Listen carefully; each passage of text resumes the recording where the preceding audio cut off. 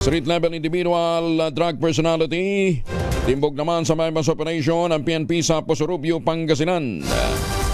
Detalye ng balita mula kay Freddy Pajardo, RS38, Masantos siya kawasan at Chakamin sa ating mga kababayan dyan sa Pangasinan, Freddy.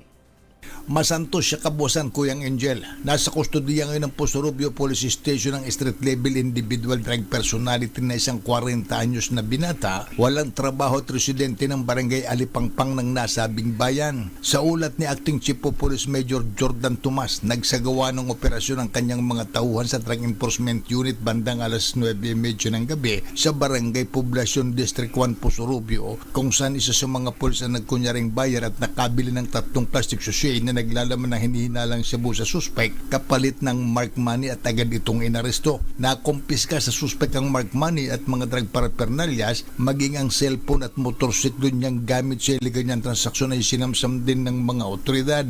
Ang illegal na drogang nakumpiska sa suspect ay tumitimbang ng 2 gramo na may street drug price na 13,600 pesos. Kasong paglabag sa Republic Act 9165 o the Comprehensive Dangerous Drug Act of 2002 ang kinakaharap ngayon ng suspect. Ito si Freddy Pajardo, RS38, nag-uulat para sa DCRH, una sa Pilipinas. Maraming salamat, Freddy.